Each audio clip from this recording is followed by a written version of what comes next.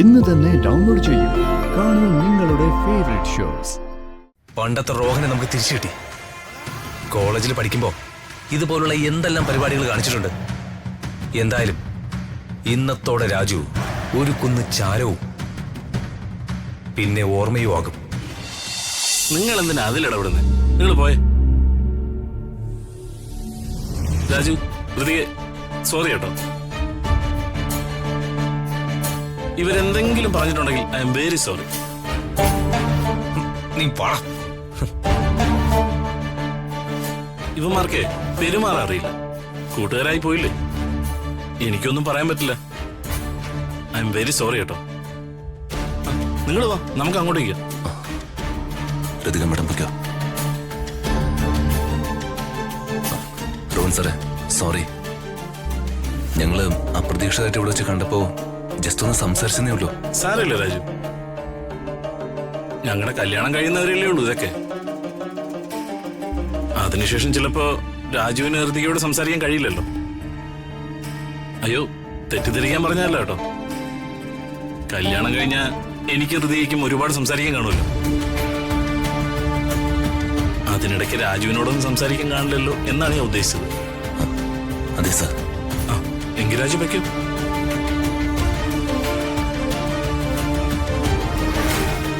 രാജു, നിനക്കെന്നെ അറിയില്ല.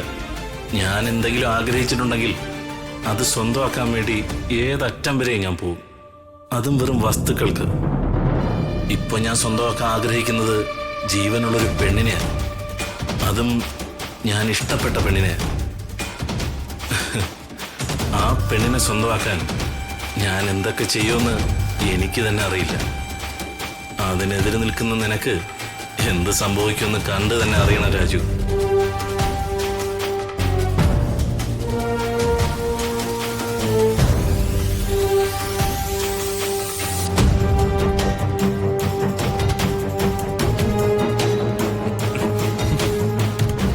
എന്താണ് പ്രശ്നം? രണ്ടിന്റെ മുഖം എന്താ കടന്നിൽ കുത്തിക്കൊണ്ടിരിക്കുന്നത്? നീ വലിയ നന്മ മരമാണല്ലോ. നീ വലിയ രക്ഷകനായിട്ട് വന്ന് അവനെ അവളെ ഊരി വിട്ടില്ലേ?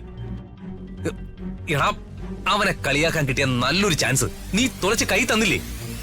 എടാ, കളിയാക്കി മനസ്സ് വേദനിപ്പിച്ചിട്ട് അത് കണ്ട് ആസ്വദിക്കാനേ ഞാൻ 5ാം ക്ലാസ്സിൽ പഠിക്കുന്ന കുട്ടിയൊന്നുമല്ല. എടാ, അവന്റെ മനസ്സല്ല വേദനിക്കേണ്ടത്, ശരീരം. അതാണ് എന്റെ സ്റ്റൈല്. അവനെ ഉപദ്രവിക്കണം, അതാണ് എനിക്ക് വേണ്ടത്. അപ്പൊ ഞങ്ങൾ നിന്നെ വെറുതെ തെറ്റിദ്ധരിച്ചതല്ലേ? നിന്റെ മനസ്സലിഞ്ഞതൊന്നും അല്ലല്ലേ? എടാ, മനസ്സലിയാനേ ഞാൻ ദീപക്കോ അംബികയൊന്നും അല്ല. റോഹൻ. നീയൊക്കെ എന്നെ കുറിച്ച് എന്താടാ വിചാരിച്ചത്? അപ്പോ നിനക്ക് എന്തോ പ്ലാൻ ഉണ്ടെന്ന് തോന്നുന്നല്ലോ. നീ പ്ലാൻ എന്താന്ന് വെച്ചാ ഷെയർ ചെയ്യ്. എടാ, എനിക്കവനെ കത്തിക്കണം.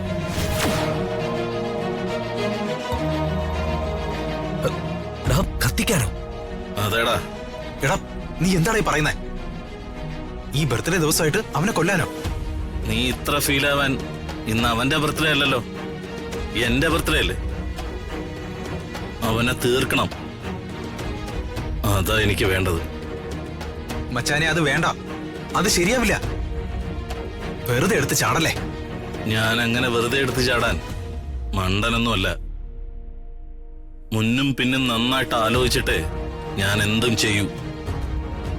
ആ രാജു ഇന്നിവിടെ എന്റെ വീട്ടിൽ വെച്ച് തീരണം. എന്റെ പെണ്ണിനെയാ അവൻ ചുറ്റിപ്പറ്റി നടക്കുന്നത്. അവൾക്കും അവനോടൊരു സോഫ്റ്റ് കോർണർ ഉണ്ട്. ഇന്നത്തോടെ അത് തീരും.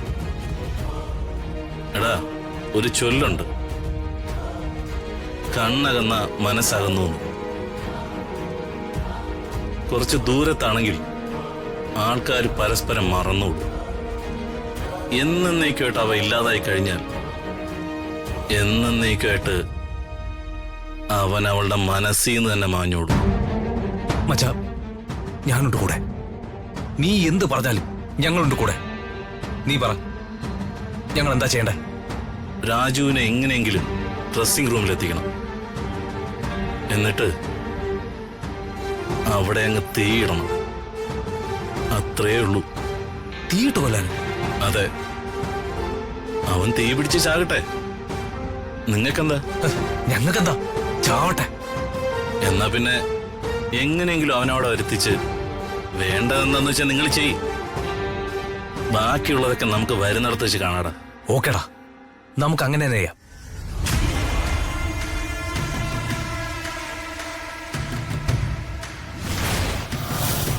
കണ്ടോടാ, പണ്ടത്തെ റോഹനെ നമുക്ക് തിരിച്ചു കിട്ടി.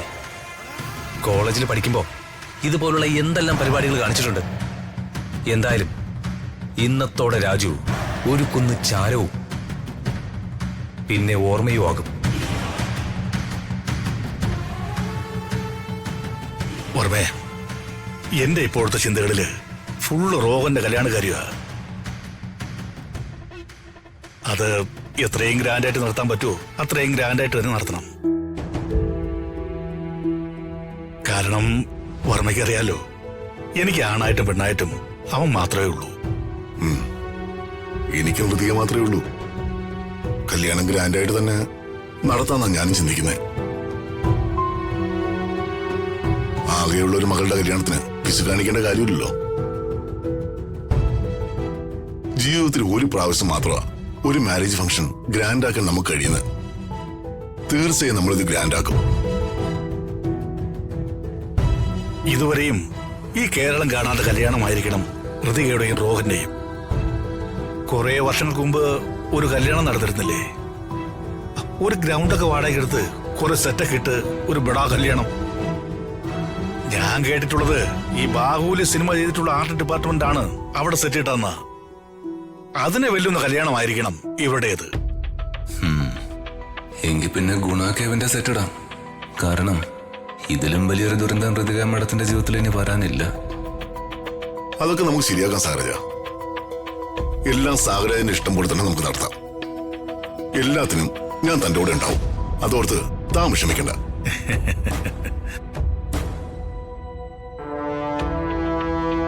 ആ, ബർത്ത്ഡേ ബോയ് വന്നല്ലോ. ഇനി നമുക്ക് കേക്ക് കട്ട് ചെയ്താലോ? പിന്നെന്താ, അതാണല്ലോ വേണ്ടത്.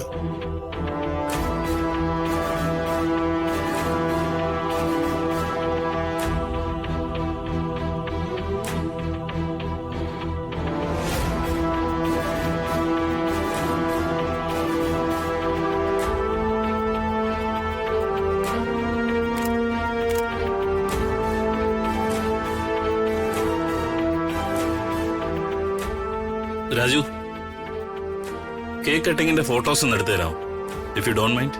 പിന്നെന്താ, ദാ.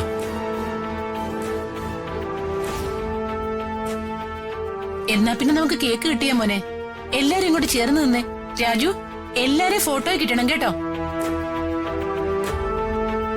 അകലേ